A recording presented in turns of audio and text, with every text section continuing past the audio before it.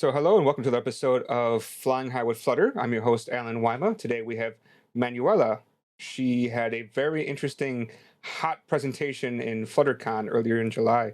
So that's why I brought her on. So Manuela, how about say hello? Hello. Thank you so much for having me, Ellen. Yeah, so I got a Twitter DM from one of the other speakers at the event, and they told me that I need to have you on. So I guess you got me on the edge of my seat for your presentation. So it seems it's so good that people, while at the event, messaged me and said, "Get you on as soon as possible." Oh wow, that's such an honor. So I know that I think Alicia also contacted you. So That's who it Alicia was. and I, yeah, Yeah. actually we are working together. So Oh, so yeah, so it's a she's conspiracy. It's a plan all along. might be. Oh, okay. I thought this was no relation, that she just met you there and said, "You got to No, have this actually person she on." knows me. Oh, okay. And looks like we already have a fan here. If you know who this guy Oh, is. yeah, of course, Chatai. Hi, Chatai. Yeah, Shatai. We just had him on, I think, last week. Sorry. It looks like everybody loves you. Oh, I think that's also a conspiracy. Yeah, could be. But coming back to what I was talking about, it's funny that you had this topic come up because it reminded me a lot of this kind of drama with Reddit. Now, Mhm. I don't know if you know what's going on with Reddit or not. Do you pay attention to Reddit? I mean, there was this thing the API or something Yeah. like cost like some yeah, like I heard about the blackout or something. So yeah. Yeah, so the issue is that they want everybody to pay. Apparently, they believe that people are using their free API to kind of, one of the things that they're doing is of course making money, which of course makes sense. Kick up some money back, or Mhm. that's where you're getting your data from. But also, people are using it to like train AI models and things like that. Mm. People think it's actually for another reason. That's why all this stuff's happening. I don't know. I'm not going to get involved. But what I am trying to say is that there's some difficulties with the original Reddit apps that people would rather use like other apps, Mm. specifically when it comes to accessibility. Apparently, the original Reddit app does not have very good accessibility for at least some of their users. And so Mm. there's been other apps that do address this, and that's why they're a little bit sad about this. And you're giving Mm. a talk about accessibility, which I think nobody ever thinks about, right? Because I mean, first of all, it, most people can use their phone without issue, right? So they don't think about others who may have issues. Well, the thing is, with accessibility, it's usually an afterthought. So most of the time, people adjust their app because of some kind of law or something. So Mm, actually, when you think about it, there are quite a lot of people who do need some accessibility features. Like for instance, large font, scaling your default font on your phone is one of the most used accessibility features. Around 25% of your users are doing that. So you don't need a severe like disability to turn that on. You just need to get older and get bad eyesight. So it's actually quite sad that even big players are not taking care of it. So for my talk, I actually checked Instagram and Snapchat because I interviewed a few people who are in need for accessible features. And they were pointing me towards like some apps that are not really handling accessibility very well. And for instance, like Snapchat with a screen reader is not usable at all. So the main feature of Snapchat is to send pictures to friends, right? And at the moment, you can't add your friends in screen reader mode, and you can't even navigate out of the app. So the only way to get out of the app, navigate, or do anything is to kill the app. And for me, as a developer, I think this is quite sad and not acceptable.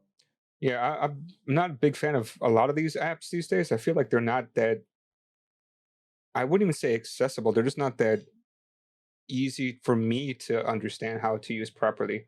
Like sometimes, like with talk about Instagram, right? Sometimes I want to zoom in to see something more clearly, and I don't think you can. That's every time I check, it's you cannot. There's something like that. There's some things No. that you just cannot do, and I'm also not kind of surprised about how some apps are just from big players and not so accessible because you try to address your app for a majority amount of users, right? And the majority of users don't have accessibility issues, especially younger people, right? I mean, like for me, maybe I'm biased, but I spoke with a guy that is blind and is loving Instagram. So he loves to connect with friends and see what they're up to. So what's interesting about iOS, for instance, if you are on screen reader and you see a picture, or like the iPhone detects a picture, it will like describe what's on the picture. So he actually gets some image description. And if you think of our society, social media is such a big part of it. And I mean, for me, this whole discussion about there are not enough users to make something accessible is not really valid, because it's like a society thing, right? Like you want to be included, and you want, as a developer, I hear always that, yeah, I want a lot of users to use my app. So why exclude some people by not making an app accessible? So that's like my take on this. No, So for sure, there's some passion mm. on my side, because my grandfather is blind as well. So, and he's like a he loves the internet. So it's his way to connect with his friends, with like new, with knowledge. And yeah, that's probably why I gained interest in that, and that's why I know so many people that are in need. So I don't see it as something that doesn't affect a lot of people, because it really does. Like around 16% of people are disabled on this world, so it's quite a big number. That's a big amount. But I mean, there's also more than one type of disability, right?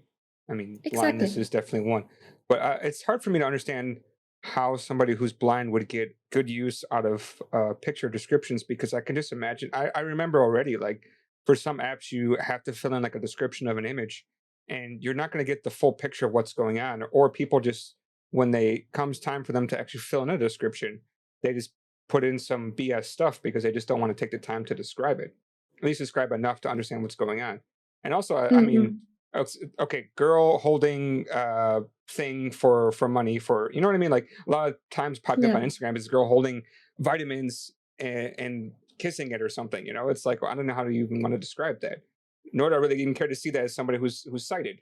So I feel like you're not really missing out on much for something like that. But I guess there could be some things like on Instagram that should have a description that would be of use, right?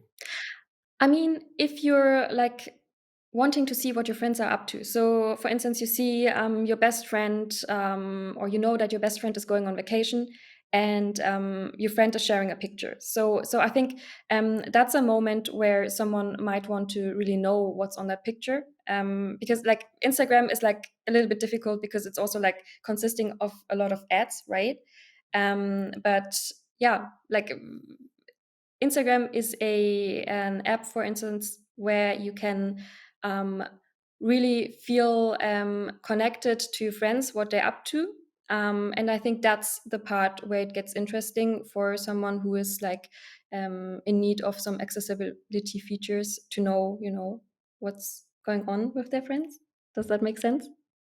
No, that definitely makes sense. I'm just trying to think about.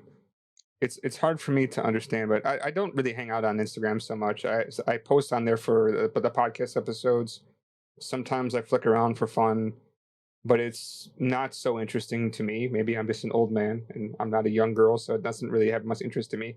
For me, I don't really care what my friends are doing. If they want to tell me, they'll tell me. If not, I'll probably find out. Or yeah, I mean, it's Wh- just probably a society thing, because yeah. I rarely know someone who's not using any social media, right? So it's also not just contained on Instagram or like Snapchat. Like there are so many more apps that are Hmm. not accessible. So it's not just those two examples. But still, like it paints a picture of inclusion, and that's something I feel is important to know.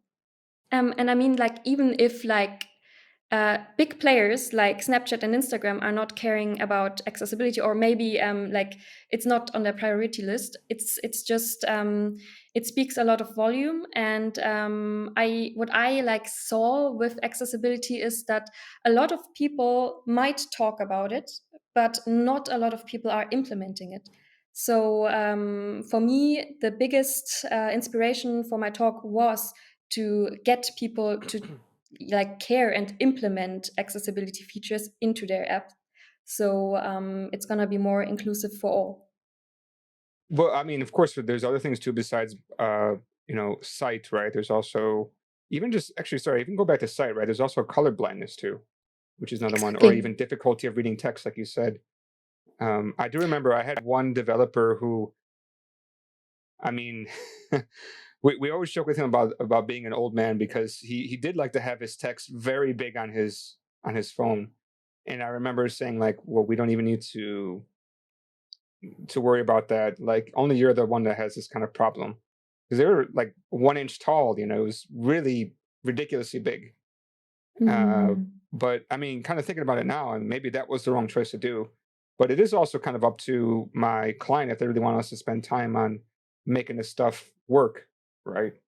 Mhm. It does take some time to adjust the design to handle people having bigger, smaller, desirable font sizes, and other things like that, right? I mean, one thing that we implemented at Flaconi, where I'm working at, is analytics. So just to see how many people are turning on large font and to what scale, we added some analytics events. You can get with the media query the text scale factor of the phone. So that might be interesting to like convince someone to think of it, because the number might be very surprising because it's much higher than people anticipate. And yeah, you are right about like disabilities. There are so many disabilities that we all have to like care about. And at some point, like there are like some guidelines on how to make an app accessible. So, for instance, there's a big law coming up in the EU in 2025. It's the EU Accessibility Act, and this is basically telling us tech people to adjust our apps to fit the VCAG standard AA, which is a standard that yeah, was made by the World Web Consortium to have a guideline on how to make an app accessible and like on which level it should be accessible. So that might be also a good thing to look into if you want to make your app like fully like accessible, to also like fit to the law. But how much does this law actually include the different types of groups out there? Does it address everything, Mm, or is it just kind of like no. enough? It's like 99%, or do you have any kind of idea? So I don't have like a number in my head, but the WCHG standards, they go from A to triple A, and basically double A is like the middle ground, because when you go to triple A, you kind of also like sometimes have to adjust something to kind of like fit some specific like users. Like if you have, for instance, an app that's only for blind users, then you want to optimize for those people specifically. And that's when maybe AAA makes sense, because sometimes stuff is contradictory to each other. And that's why AA is also in the US a standard, which you should fulfill if you want to be compliant to the law in the USA.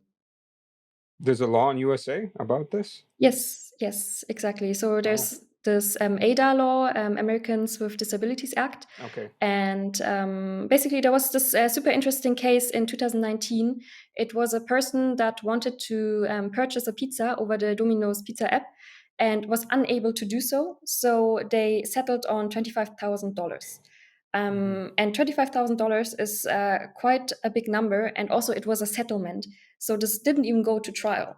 So this it could have been maybe even higher, the fine. So definitely is worth to work on the accessibility features.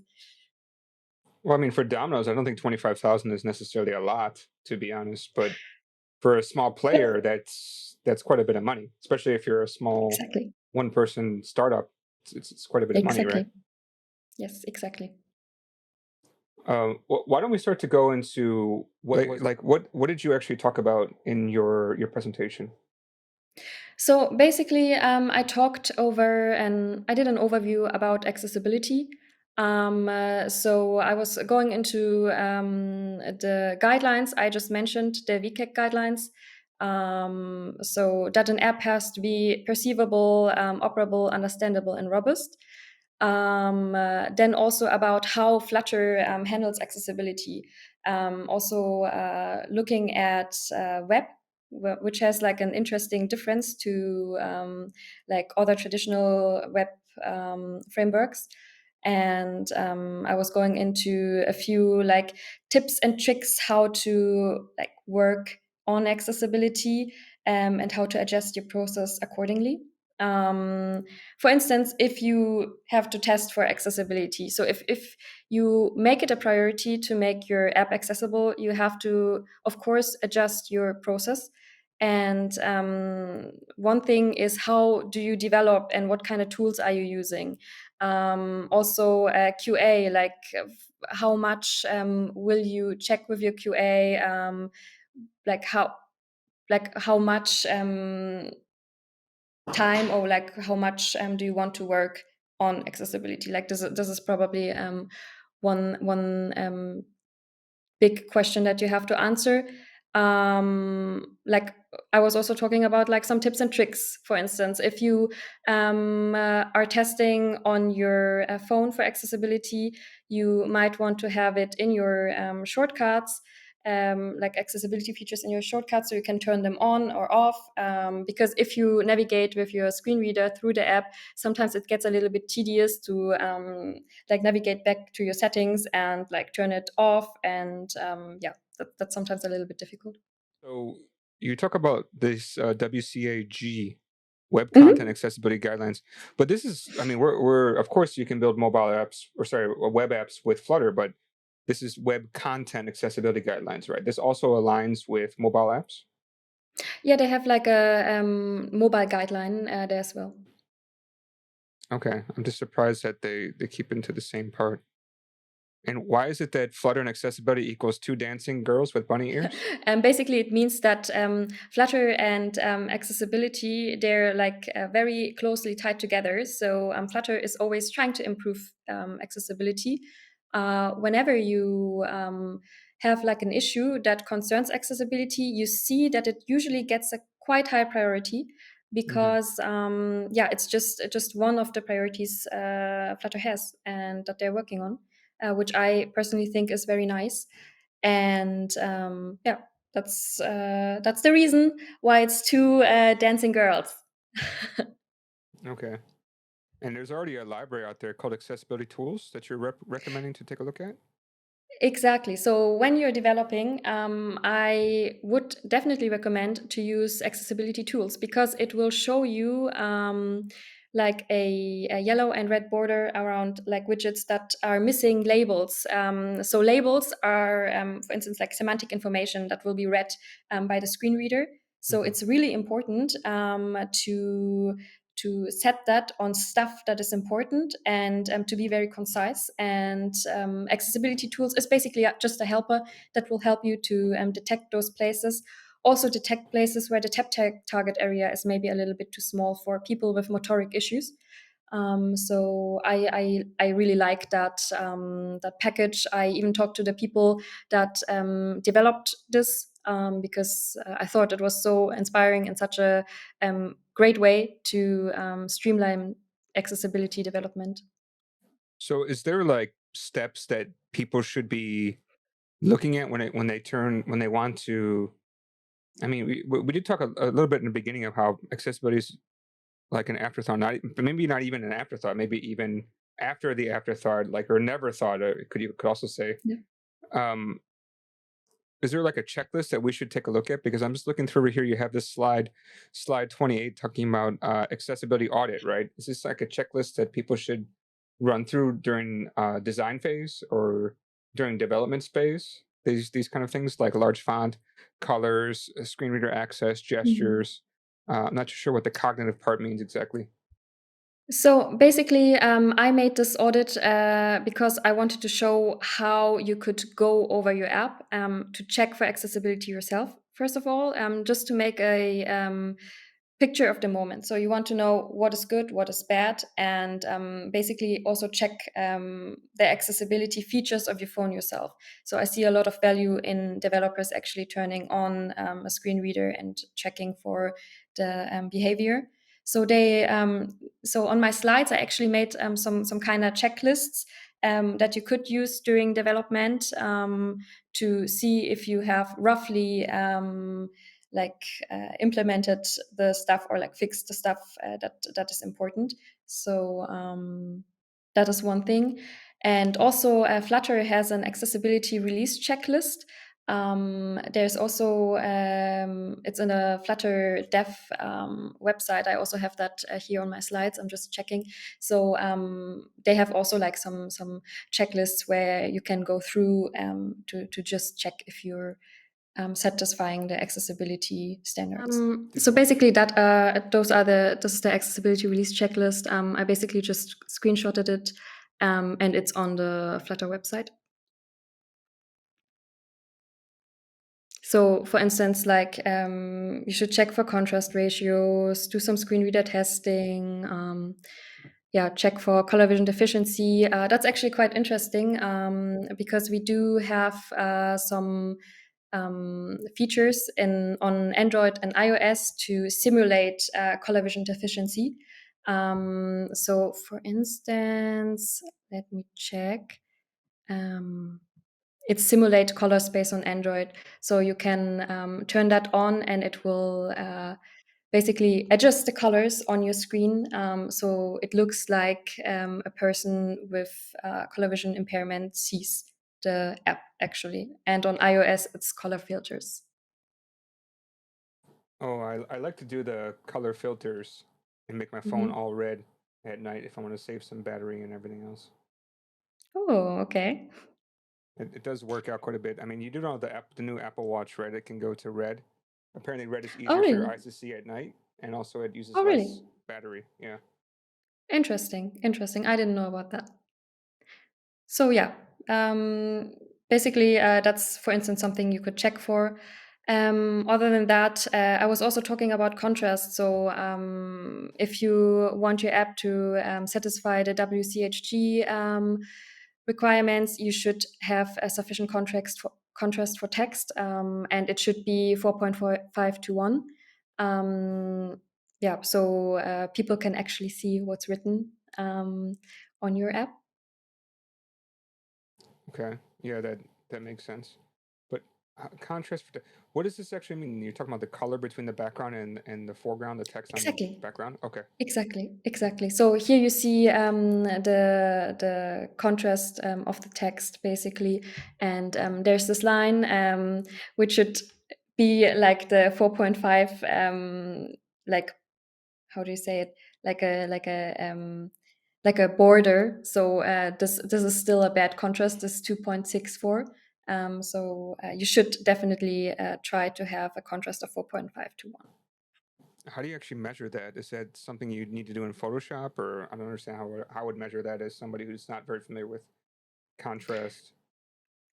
So when we talk about app design, there are some plugins like I think it's called Color Contrast on Figma. So it's already something that you do on design level, but Okay. you could potentially also do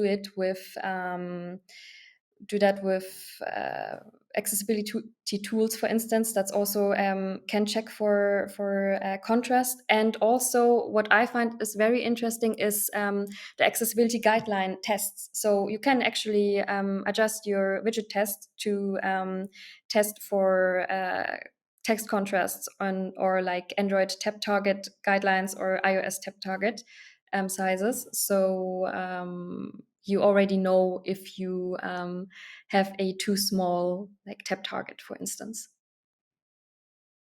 And the nice thing about this class is that it's also always updated to fit the VCAG standards. So that's nice. Yeah, I do remember seeing this semantics widget that I see later on in your presentation. I didn't know that Mhm. too much about it, but I was aware that it kind of had some stuff with accessibility to it. Seems like there's a lot of features on it, but it's a little bit interesting because you'd figure you would tell it what type of semantics rather than saying, is this an image? Is this a button? Is this a slider? You can kind of Mhm, set mhm, true for mhm. so many different things now. Yeah, exactly. So it's a widget with so many like parameters. Like Mm. it's a lot. So for instance, I was very much going into the semantic sort key because I thought that was quite interesting. So sometimes you want to give accessibility focus to some specific widgets, right? So how the screen reader is working is that it jumps to those different semantic labels throughout your app. And of course, you want to give a meaningful UX experience to the person that uses a screen reader, right?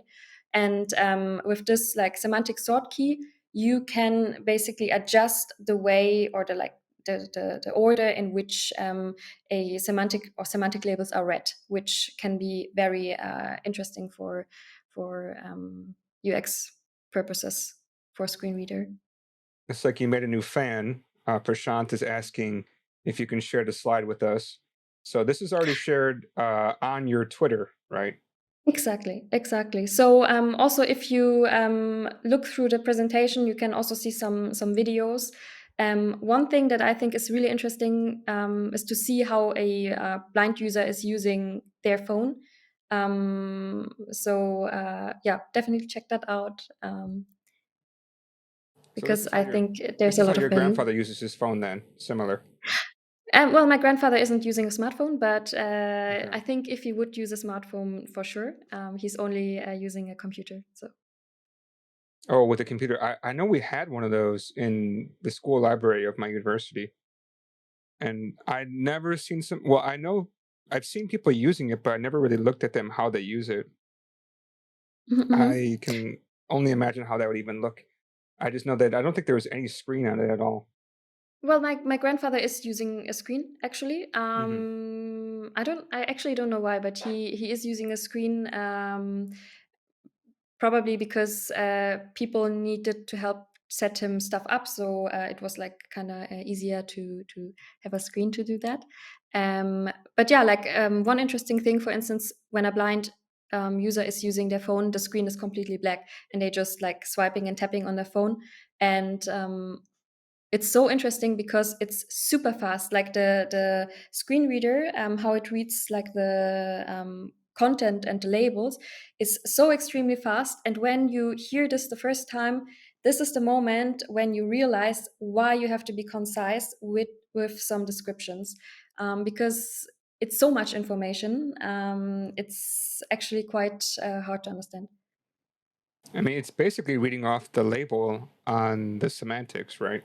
Yeah, exactly, exactly. So those have to be extremely concise. So otherwise, like you have like so much unnecessary details. That's why it's nice that we also have in Flutter this exclude semantics widget, which will exclude the label of some unnecessary information if you have any. Like for instance, I don't know about an icon or something. So that's that's quite helpful. Well, how would you know if you should be excluding something or including it? Does it give value?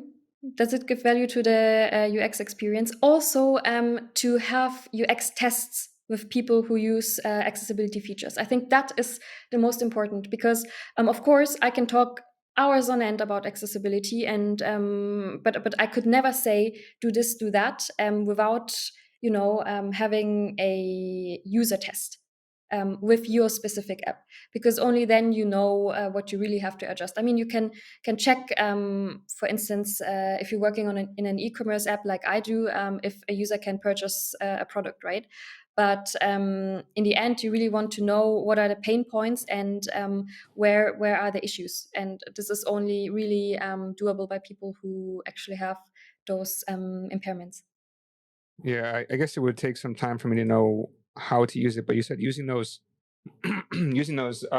There's some like tools that you kind of pointed out that are in iOS that are you can run the accessibility tools. And there's Android also has something too that would kind of help to give you an idea about how that how your app would be for people with disabilities, right? So accessibility tools is actually a package for Flutter. So you can use it Hmm. in your Flutter app for Android and iOS. But one nice thing that you can download from your Google Play Store is the accessibility scanner. Um, and this will basically go through your app when you open it and take some screenshots, and will have like a red border around widgets that missing the semantic label, or where the tap target areas are a little bit too small, or the contrast is not high enough. So that's also an option that you can use. So I always say for development, use accessibility tools. The QA could use accessibility scanner, just to streamline it. Well, I also like that you have these slide 59. You have these pictures of people using their phones and what's accessible or not. Uh huh. The left hand, right hand combined, two hands. Ah, yeah, yeah, exactly. How do users use their phones? Yeah, because actually, accessibility does not only concern people with disabilities. That was probably one thing I should have said in the beginning of this talk with you. Accessibility is something that concerns us all, because if you think of where we add the floating action button, right? Um, this is where this chart comes into play, because like if you use only one hand, you have a very different thumb radius than when you use like two hands. And it's actually a quite interesting thing to note, because this is something that also helps me, because I always have a big bag in my hand, and I only use one hand for my phone. So and I have quite like small hands, so to reach all the important like buttons is quite difficult. Yeah. Oh yeah, I always have this issue with some apps, and then my one banking app. I don't know what their problem is, but like they have this X there, and I'm always tapping it, but I never hit it. It used to be I Mhm. would take a couple of times to get it. Like you can't get that hit target, but now it's like 100% of the time, no matter what I do, I can never tap it. So I have to close the app and then reopen it in order to get back. Mm. But I do like Mm. slide 62 is something that kind of rings a little bit true to me, as I'm an older Mhm. person, so I'm used to the 1990s, and you have this example Mhm. of a website that is just Yeah. ridiculous. Yeah, So, links cars. This is what I mean with cognitive, for the accessibility audit, because accessibility also concerns neurodiversity.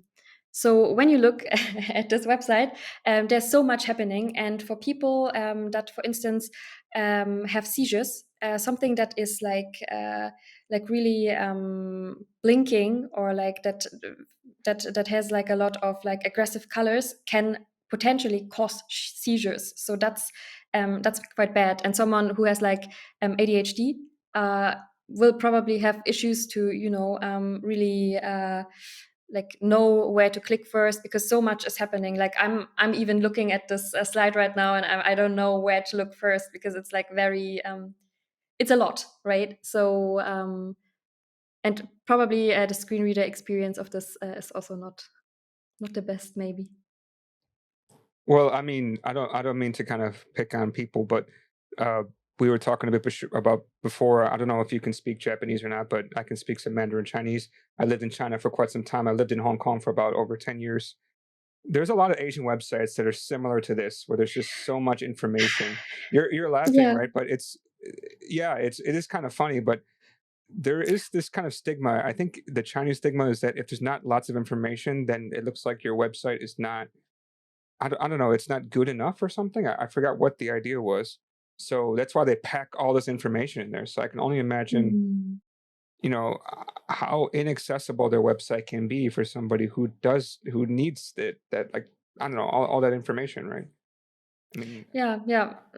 Like I never tried a screen reader on a Japanese website, but yeah, I can imagine. Even though my grandfather, but he's also like from the older generation, so he's like accepting what he gets. Like that's a very very Japanese, um, yeah, reaction. But yeah, like the Asian websites and Asian UX in itself is like very interesting. I think it's very different to what we do in the West. so for that chicken that keeps walking back and forth, you would recommend we put a semantic tag around that, I'm guessing, if we needed people to know about the chicken walking around. Like if it gives like some kind of very important value to your UX and to your users, then why not? But like like That'd in probably this be an case, exclude probably semantic in real yeah, life. exactly, exactly. So that's some, for instance, something that's completely unnecessary. Like I would not make that add a semantics widget to that chicken. Yeah, I'm kind of curious about how some of these websites would handle this stuff. I'm guessing that they may even have like a targeted app for people that would like to Hmm. have more accessibility within it. But Hmm. there's actually ways that we can test it, right? You have this accessibility guideline class, and I see there's a test widget over here, so we can Yeah, actually run exactly. tests to make sure that things are coming up properly. That's 65. So exactly. So I have a different version, I think, in my opened up for the slides. So you can also test for like overflows. For instance, like I have this little section about Flutter accessibility testing. So we talked about accessibility guideline class, right? But we can also, for instance, test for overflows with scaled font when we just wrap media query around the widget we want to test. So with a text scale factor, which helps us to check if we have some kind of overflow issues. Then we have this semantics check, just to check if we have the expected semantics in our widget. So actually, we have to add like every set every parameter. So it's not a fuzzy match. It's an exact match. So you have to really like go through your semantic labels and put in everything that is like applicable. Otherwise, this test will fail. So this is like probably one of the drawbacks about those semantic tests. Um, yeah, because you need to set everything that that is applicable to this widget. But it helps you, for instance, to check if you have a tooltip or a label, and if something is like I don't know active, or if something is a button. And you can also like check for the UX that I mentioned with the simulated accessibility traversal. So this is like this where the sort key, for instance, can come into play because you want to modify how the UX of the screen reader is. So when is which label read? So that's also quite interesting. So I would recommend, if you test for accessibility, to only check semantic labels that are important for your main flows. So in e-commerce, for instance, I want to know if the user can purchase. The rest is quite kind of secondary. It's still important, but those tests, like because we as developers, we need to also like keep in mind the business.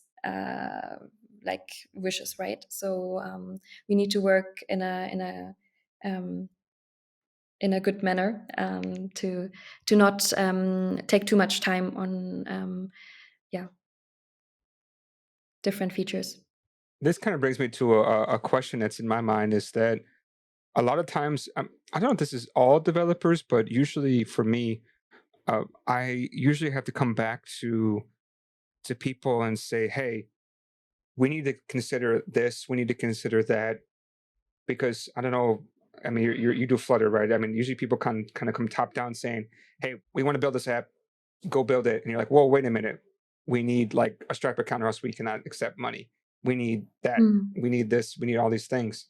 We kind of like bring some reality back down to people, right? I'm trying to think like Mm. as a developer, let's say that we get handed this design, we start trying to implement it. Obviously, not all designs look good with very, very big text.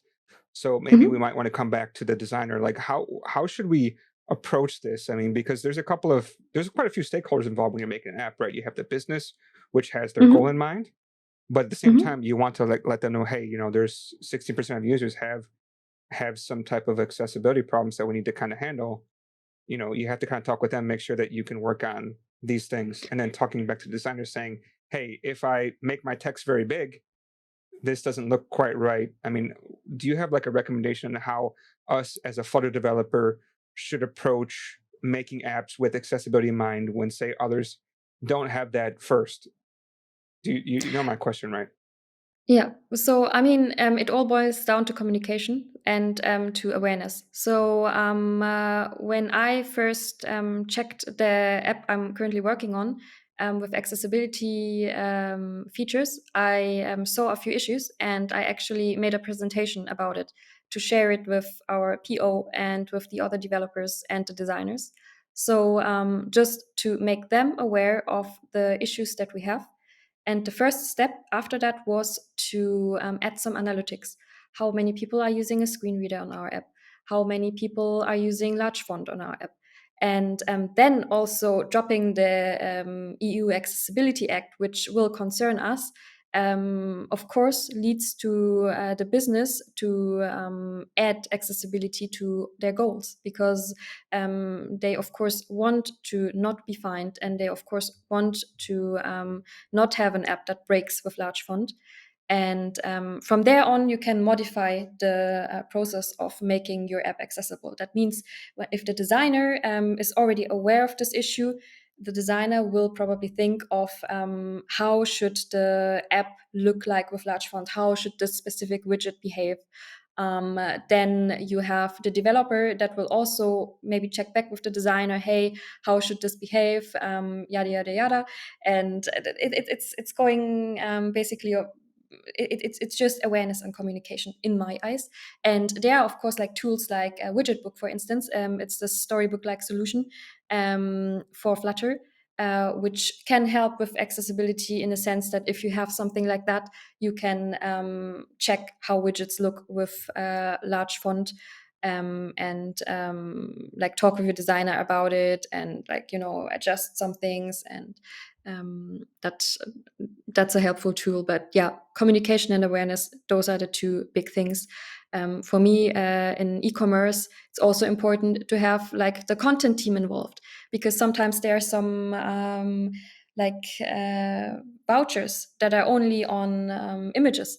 So this information needs to be communicated in some kind of way to people who are like reading, have a screen reader or something. So that's all, like it's all awareness and communication. The question? Well, my question is like, there's still quite a few people who are working on apps because you need to do Mm, quite a bit of work of the app before you release it. But you may yeah. feel that accessibility is important. So, but if you don't have the analytics, then you couldn't do that part saying, hey, some of our users are using the app by this way. Should we I wait till mean, we have the analytics before we raise it, or we should just raise at the beginning saying, hey, 60% of people do need something? raise it in the beginning, because whenever you touch legacy code, it's expensive. So basically, it's just gets more expensive the longer you wait, because you have to touch much more places and make accessible, like add accessible features to many more features that you have built. So it's better to do it in the beginning and not treat it as an afterthought, but because that's exactly what makes it expensive and makes it like kind of tedious to work on. And I'm honest, like working on accessibility in itself and code it is not fun. It's not the most interesting, juicy code to write. It's really just wrapping sometimes like widget into semantics, or like debugging stuff. Why is this semantics label not red? Why is this this content jumping, why is the focus jumping or something, and yeah, that's just not the most fun thing to work on. But the people that are using the apps are so happy if they can use it. So I got a completely new appreciation um, of of my users after talking with one particular blind person, because he was so inspiring. He was telling me, "Hey, not everything is bad, but sometimes I wish that I could, use certain apps." So for him, Snapchat was always something that he liked to use, but now he cannot because the friends feature is broken, and yeah, that's quite unfortunate. Now, the other thing too is what what can we use to actually gather the analytics for our app for things like this? Is this something already built into something on Google Analytics that we can pull information? No, basically, what we did, we're using Firebase for our analytics. So we basically just sent an analytics event, a custom analytics event with the information we want. So, for instance, the text scale factor, or if a user is using accessible navigation. So yeah. But do you have like a guide on how we can do that, or that's something that's outside of the of what you can share with us? Because I'm kind of curious about how I can start to add this to some of my apps. I mean, you can, like, if you have already set up your analytics, you can just use the media query and like access the text scale factor, or if the user is using accessible navigation, and send this information as an event to your analytics tool. Awesome. So it's quite straightforward, actually. So you can just put it somewhere very on top of your app, and send it as soon as the user opens it. Okay. So just at the beginning of the app. Yeah, Gotcha. exactly. I think you covered pretty much so much stuff about what widgets we need to add, which ones we need to consider, how we can Mhm. check it. I mean, is there anything else we're kind of missing from your presentation, or that you wanted to say about accessibility in Flutter, and how what we can do and how we can help to kind of use this? So for me, the most important part, or the inspiration for this talk, was to just make people aware of accessibility. And in my eyes, as soon as more people are working on accessibility, we will have like fancier and nicer solutions, right? So yeah, I can just encourage a lot of people to work on accessibility. So that's actually the summary of my talk, I would say, to not forget about those people. Okay. Yeah, perfect. I mean, I think this is, like you said, a great thing to think about because it's always forgotten. And Yeah. 16% is more than I imagined. I mean, I knew it was quite a relatively big number, but 16% seems quite big. Yeah, exactly. So there was this WHO study done, and that's when they came up with this percentage that 16% are like disabled, significantly even disabled. So that's it's a big number. So the whole point of, we don't have so many users that need accessibility features is not really valid, I think. Maybe like some people are just not able to use apps. So we think that it's our perception. Now, do you know which accessibility thing would make cause the biggest that had the biggest impact? Because to me, I think text scale might be text scale, or the colors are probably the two biggest things that stick out in my mind. Just because even Yes. for me, sometimes text is way too small. I'm getting old. Yes. I had to like somehow scale it up a little bit. Exactly. So, text scale factor, that's one of the most used accessibility features. So that's one thing that really should be focused on, because it's also kind of sad if you look at an app and it's completely broken if you turn on large font, Mm, because it's just it doesn't have to be. yeah. That's just a very easy fix. And for instance, in Flutter also, I would recommend to use text.rich instead of rich text, because rich text is not scaling. So it's like little things like that. Adjust the way you're working, and then you can make your app accessible. Yeah, but the only thing is you just have to test that to make sure it looks okay. That's the only Yes, issue. exactly. Exactly. You have to test. And but that's where you can also use, for instance, this overflow testing that I shared Mm, before. So you can just check, is something overflowing? I mean, you can't check if it looks good, right? But at some point, when you scale the text super high, looks are more secondary, and function is more important. So mhm. Yeah, you're making me think about my mother-in-law's phone where her text is giant. I think I can read it across the room. It's really big when she has her phone open. So yeah, okay, awesome. Well, I mean, I wanted to thank you for coming on to talk about accessibility. I do agree that it's something that's overlooked, and I'm hoping that, I mean, basically, before we even finish recording, we already have somebody who's very interested about your presentation. Oh, we got one more question that was just asked.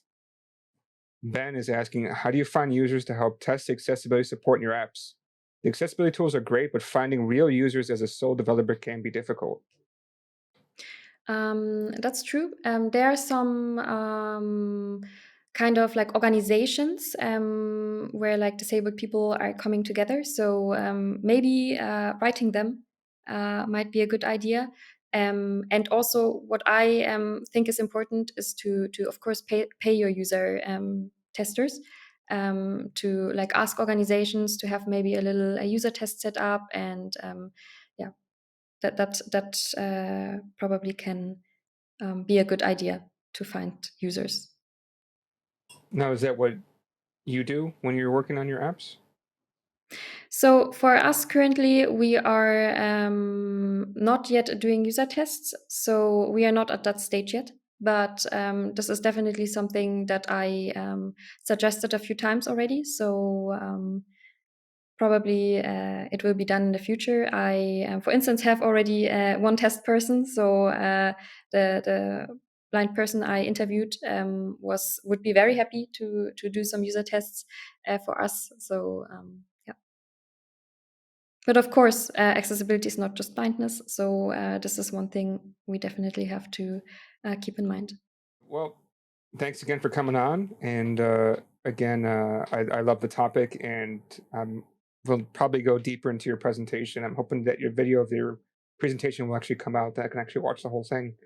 Might be Yeah, more fun than sure. just going through it by myself. Sure, definitely. It will be also probably good because you will see the videos in action, which is a nice touch to see how accessibility actually works. Well, yeah. Then you also have the videos within your slides, so I can watch them there. Yeah, I exactly, was exactly. I did play a little bit of the one use of the blind person using the phone, and they tilted it down. I was okay. I have to like actually watch this and see what's going on. Yeah, yeah, yeah. And also, if you turn on the sound, you will hear like how fast it is. It's so interesting. Oh, okay. Now you got me curious. I guess that's what I'm gonna be doing. I'm gonna have my dinner after this, so I have to check it out after this. All right. Again, thank you for coming on, and hopefully have you again in the future. Thank you so much, Ellen, and have a nice dinner. Thanks.